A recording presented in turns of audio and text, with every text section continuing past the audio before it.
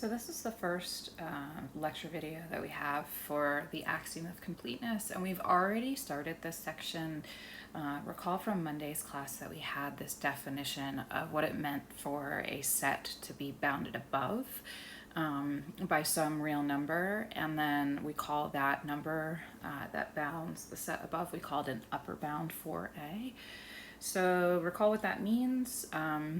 B is going to be an upper bound for A, provided that we have, for any element in our set, A is going to be less than or equal to B. So if we come down to our picture down here, what we're really saying is that kind of our set, if you were to draw it on a number line, there's a place on the right where your set stops, and after that point you don't see any values in the set. And so it's kind of like saying your set has a right boundary, and there's all kinds of upper bounds that you could get here. So here's a B right there. I could have put B right here. The point is once you have an upper bound, any number larger than it will also be an upper bound for your set. And we abbreviate you'll see me write, like instead of writing out the full word bounded, sometimes I will abbreviate that as BDD. And instead of writing out the full word for upper bound, I'll abbreviate that UB. We can also talk about these definitions from the left side of the set as well. And this is just what it would mean for a set to be bounded below. So you would have to have some kind of lower bound L that is less than or equal to all of the elements in your set. And this is just saying that there's a left side of our set, a left wall, where after that point your set is no longer, it doesn't extend all the way to the left on the number line. And once you have one lower bound, any number smaller than that is also a lower bound. And again, abbreviations here, they're similar. So if I say bounded below, it'll be BDD. Lower bound, I will introduce as LB as an abbreviation.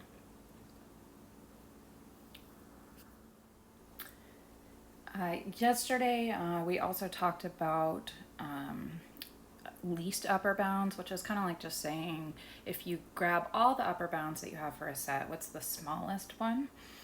And so a real number S is called the least upper bound, or we'll use also the word supremum here, and that's denoted sup A. It's going to be more common for me probably to say supremum than least upper bound, although I will use them interchangeably, provided that for all A and A is less than or equal to S. So what we're saying here is just S is an upper bound.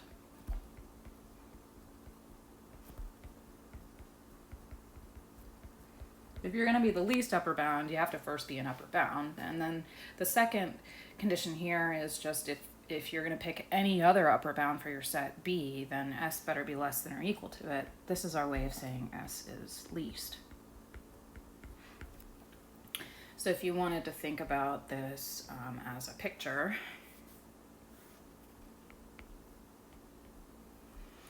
my set A is gonna live entirely, it's got to be bounded above in order for us to have a least upper bound. And S itself is going to be essentially right on the edge of your set. It could be in the set, or it could be just to the right of the set in the complement. And any other element that you select, or any other upper bound you select, is going to live, over here. And as I said, sup A need not be in A. We actually looked at some examples in our Zoom class. For example, if I had the open interval from 0 to 1, then sup A would be the number 1. That is the smallest number that bounds A from above. But if sup A is in A, then we call it max A. Oops. And we say that our set has a maximum value.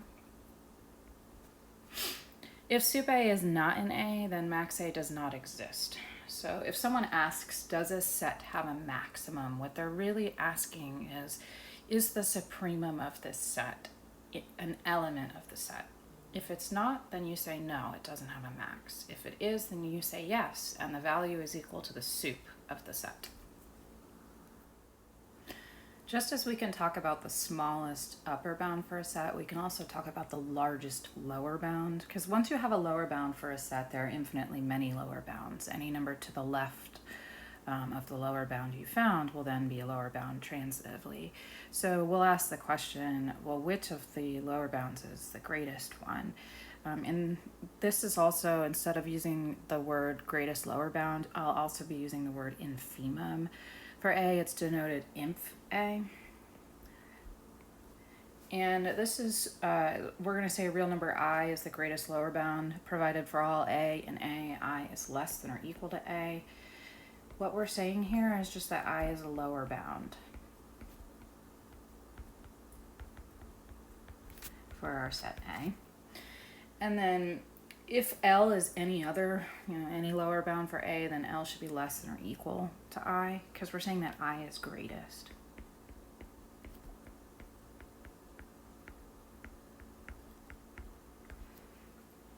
So if you think about having a set on a number line,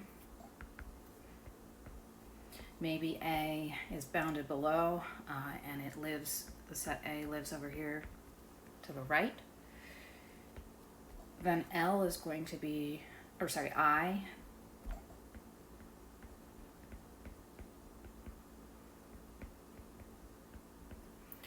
is going to be the number that is just on the left wall of our set A. It may be in A, it may not be in A. It depends on what set you're dealing with.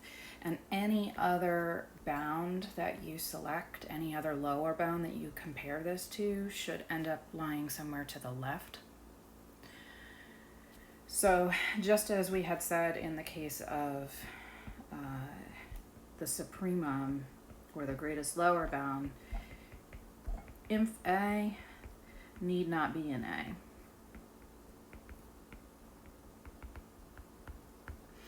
An example, we could use that same set that we used for the sup. We could use the open interval from 0, 1. If I look at the inf of A, it's equal to 0. And 0 is not in my set A. Now that's okay. It's just that in this situation, if your inf is not in your set, it means that your set's not going to have a minimum or smallest value.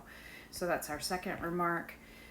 If inf A is in A, we call it min A. If inf A is not in A, then the minimum of A doesn't exist.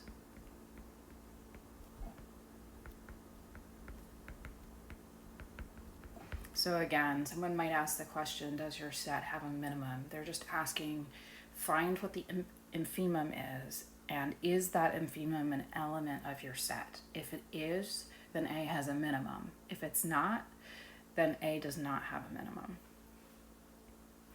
And so in general, when we're talking about infs and sups, one thing that might be helpful to think about is we could consider sup A to be the right wall of the set, and inf A is kind of that left wall of the set. It's the boundary where essentially your set ends, and then there are no more elements either to the right or to the left, depending upon whether you're looking at sup A or inf A. One of the questions we talked about in our Zoom class this week is, if a set is bounded above, must it have a least upper bound? And we were able to show that the answer to this question is no. because if I use the empty set is bounded above by every real number.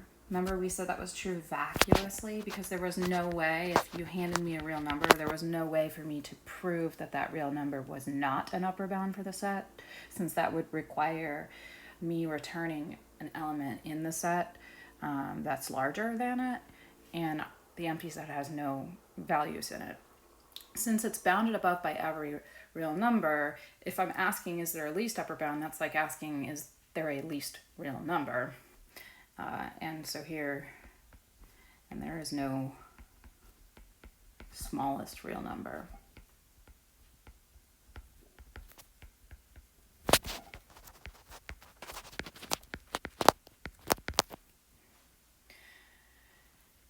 It turns out that the answer to this question is yes, provided that the set is non-empty.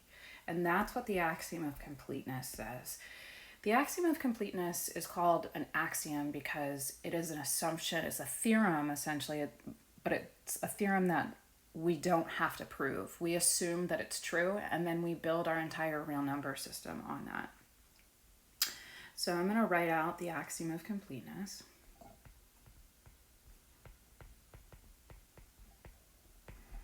And this is going to form the foundation of the results that we then start to uncover in this class. I abbreviate it AOC. That's a pretty standard abbreviation. And it says every non-empty set of real numbers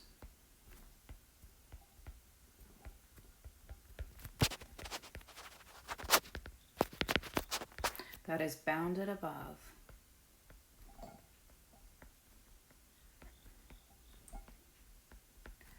has a least upper bound.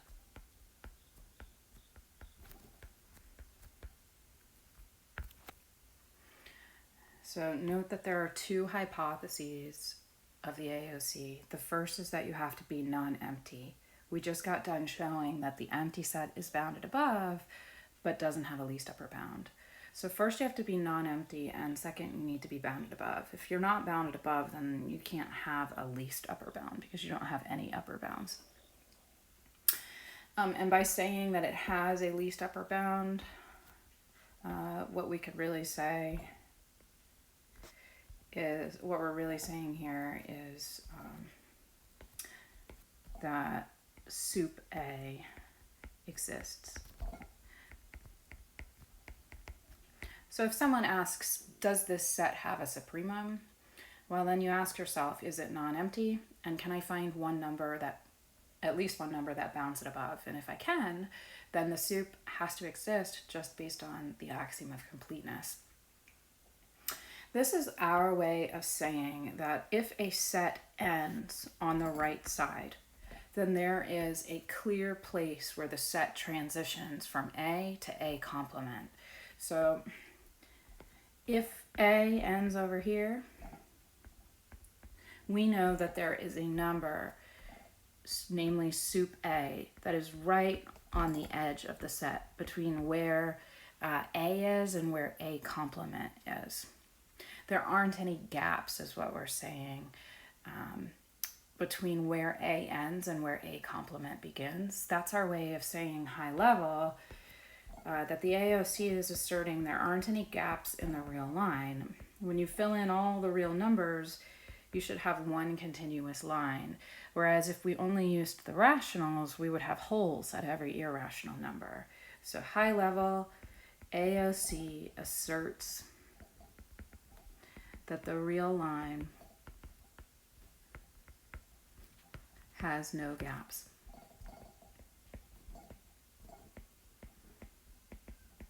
So for example, even though I might not be able to say what number is exactly to the right of the number 1, because, you know, I could say, oh, it's 1.1, and then you could say it's 1.01, and then I could say it's 1.001. even though we are unable to say exactly what that number is just to the right of 1, we're asserting that it exists. If I look at the open interval from 0 to 1, the supremum of that set is 1. That is the number that is just to the right of the set. Now, the axiom of completeness can also be restated in terms of lower bounds. So you can take without proof that every non-empty set of real numbers that is bounded below has to have a greatest lower bound. So AOC is also true. Also can be restated in terms of lower bounds.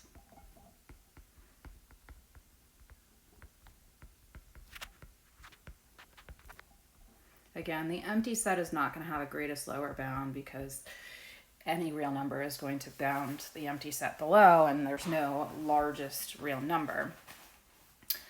But every non-empty set that's bounded below will have to have a greatest lower bound, and that's like asserting that the inf of the set must exist in that case.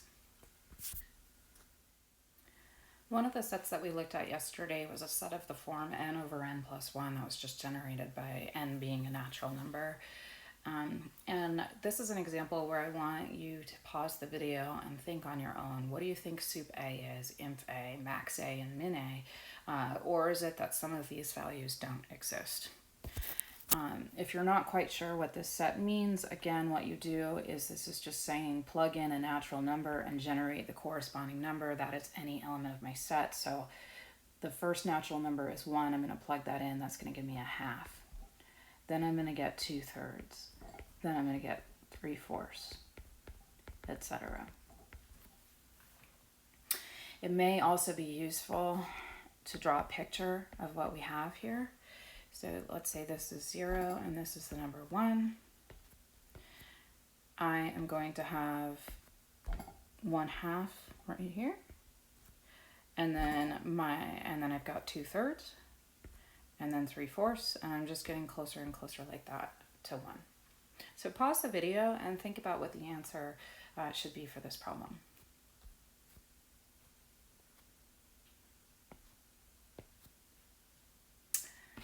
Okay, so from here you should see that this set is bounded above by the number 1 because 1 is always greater than or equal to n over n plus 1. So 1 is an upper bound for this set, and if you're not exactly sure or if you don't believe me, you can actually rewrite this n over n plus 1. If you were to do this long division and simplify, you would get the number 1 minus 1 over n plus 1. If you take the natural number 1 and plug it in, you're going to get a half. Plug in 2, you're going to get 1 minus 1/3, which is 2/3. This is just another way of describing the same number. The limit as n goes to infinity is going to be, of this number right here, is going to be 1 in particular. If I'm looking at 1 over n plus 1, that value is going to be approaching 0. And so I'm getting closer and closer to 1, but I'm never quite reaching 1 because 1 over n plus 1 is always greater than 0. So this number is always bigger than 0, but it's approaching 0. So we never quite get to 1. So the supremum of A is actually 1. If you try to pick any number bigger than 1 and call that an upper bound, for example, let's try to say I put it right here and I said, here's an upper bound B. Notice that because my points are approaching and getting closer and closer to 1, no matter where I put my B, no matter how close I slide it to the number 1 from the left, eventually I'm going to find a point in the set that lies past it. That's what these things are here.